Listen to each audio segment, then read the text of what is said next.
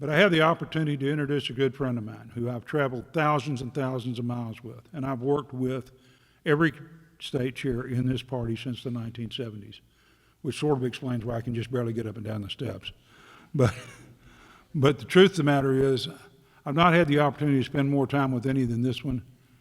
He's traveled many, many miles, and he has spent more time listening to Texans and listening to rural Texans than anybody I've worked with.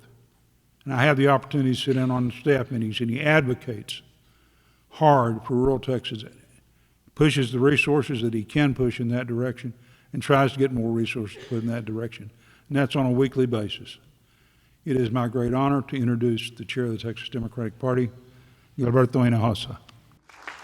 Thank you, Bill, for that kind introduction. Thank all of y'all for being here today. Thank you for helping put this thing together.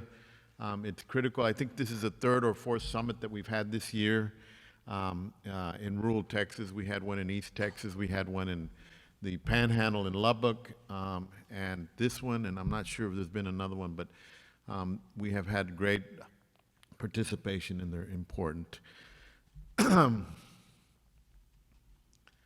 We're going to win. We're going to win this election. And let me tell you something.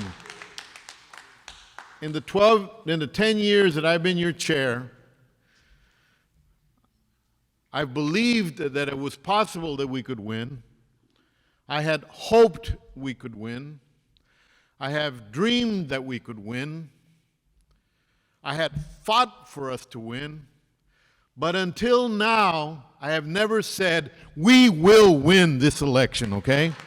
And let me tell you why. There's several reasons. There's several reasons, because I've been across the state of Texas a lot this year and the year before. And lately I've been traveling to a lot of counties where people are working to organize for 2022. And I've listened to people, and I've seen the level of enthusiasm out there. And I've followed Beto around the state of Texas. And I've heard him speak, and I've seen the crowds that have been there for him. But I've also seen one additional thing that I had never seen before. I have seen angry, pissed off, and scared Republicans demonstrating in front of the events that Beto's been having across the state of Texas, because they are worried. For the first time that I have seen, they are very, very worried. And they are worried for a good reason. There are things that are happening now, when you put them all together, that tells me we're going to win. First and foremost is what you've seen Beto. Beto's been everywhere, every single day. And he's talking to each and every one of y'all, and every person across the state that he can talk to. And everywhere, rural areas, small counties. I was in Rockdale last Friday. I drove up from Brownsville, Texas, got there at right before it started, and drove back to Brownsville for almost 13 hours. Because I believed that we needed to be there to support him. And I introduced him, and I walked into a hall, and there was not just every seat filled, but every aisle filled, the entire back filled, behind the stage filled of people. And in front of this event was about 80 Trumpers and Abbott people. There is no difference between Trumpers and Abbott people, okay? It's the same thing. With one hand, they carry the Trump flag, and the other hand, they carry the Abbott flag. And they all look the same. They all have their baseball caps, their goatees, their AR-15s. And they were angry.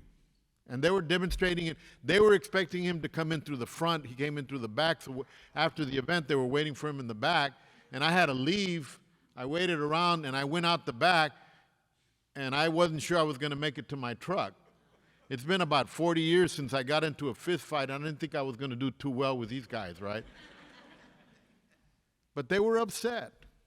But what I saw is a level of enthusiasm with the people that were there that I had never seen before. This is deep rural Texas. The people that were sitting in that room and standing in that room were people like you and I, people who have struggled over the years in rural Texas because of Republicans that are running the state, talk a good talk to them, but stab them in the back every single day.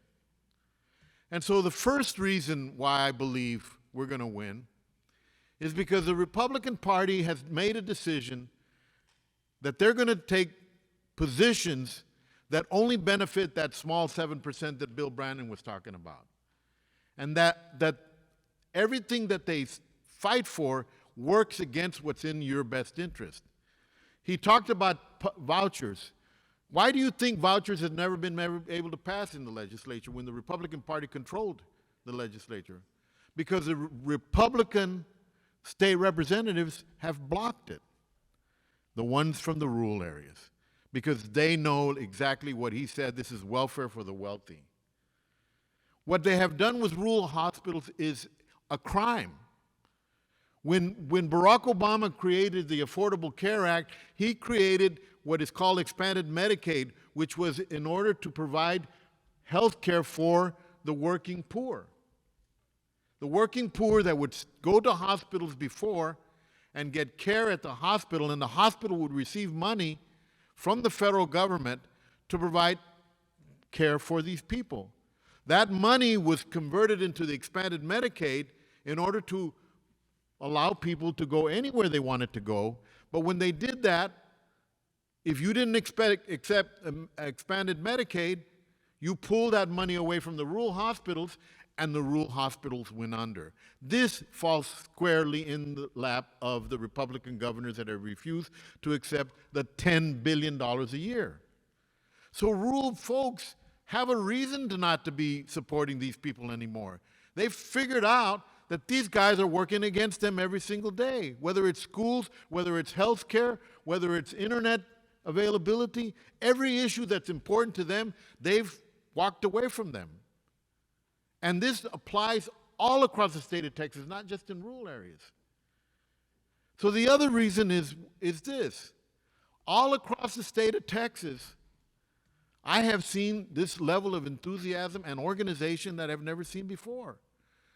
People are organizing. They're meeting today. Normally, they wouldn't start getting ready till after Labor Day. For the last 60 to 90 days, they have already been organizing. They have been putting together coordinated campaigns. They are working with the Democratic Party to make sure that we send out as many vote-by-mail applications in a way that they won't be rejected. They're putting together phone banks. They're putting together canvassing teams. All the things that don't happen till 30 days before have been happening a couple of months before, and the level of enthusiasm and the people that are showing up at meetings is a lot higher than I've ever seen before.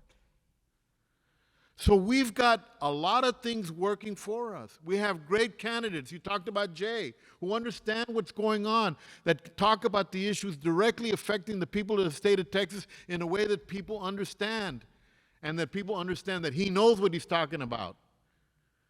We've got not just Beto, Mike Collier, who's out there, has been out there for years talking about what's important to all Texans, and people are beginning to connect with him. And so you're seeing a lot of things come together that we've never seen before to win this election. But let's just get one thing straight.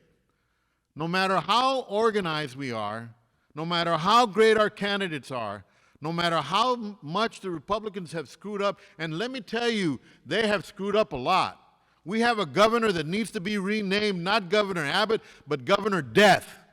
Because under his watch, more Texans have died than any other governor in the history of the state of Texas, or probably any other governor in the history of the United States. We lost thousands of people in the pandemic because this man refused to do anything, and in fact stopped our county officials and our mayors from trying to protect the public.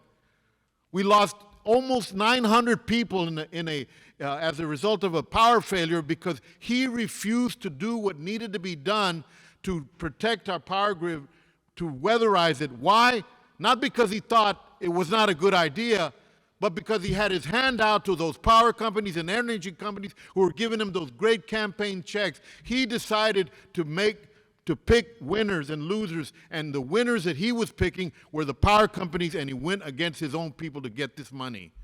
That's wrong, and people know that, and people died as a result of that. And when it came time to protecting our children and doing the things that were necessary to ensure that those children were safe from gun violence, he refused to do anything. Why? Because he was afraid of the NRA, and he took their money and he picked again the winners and the losers. The winners were the NRA and the gun manufacturers, and the losers were our 19 children that got murdered and the children that were murdered in Santa Fe and all the gun violence that we have in the state of Texas. This is why we're going to win. This is why we're going to win. But it comes down to this. There is no silver bullet. We have to work our asses off between now and November, the first Tuesday of November. There's no other way to do this. We have to work harder than we've ever worked before. We have to knock on more doors than we've ever knocked on before. We have to make sure that we tell every single person out there what's going on. In the rural areas, people need to know. You may not convert a lot of those people that were Republicans, but if you take enough, that's the margin. This is going to be an election of inches, an election of inches. Every single vote will count. Beto will win this election, not by a lot, but he will win. And the reason he will win is because everybody understands the consequences. People don't want to see children die anymore. People don't want to see people suffer without access to health care. People don't want to see what you have seen in government today in the state of Texas, a government run by big billionaires and the money interests of this state. People want to see a governor that cries with them, that cares about them, that's willing to call evil Republicans what they really are all about, even if it means using a bad word, because he cares, because he sat there right after these children were killed with these parents and their families, and he cried with them, and he grieved with them, and he loved with them, and he loved on them. That's what they want to see. That's the kind of governor that they want to see, and that's what is going to cause us to win this election. So, brothers and sisters, let's not forget there's everything at stake, but that we can win this election with a lot of hard work and a lot of commitment. And as I've told you 100 times, if not 1,000 times, when God put us in this world, she gave us a charge. And that charge was this: when you leave this world, leave it better than what it was when you came to it. So work your asses off, and you will leave this world better than it was when you came into it right after that election. Thank you so much, and God bless each and every one.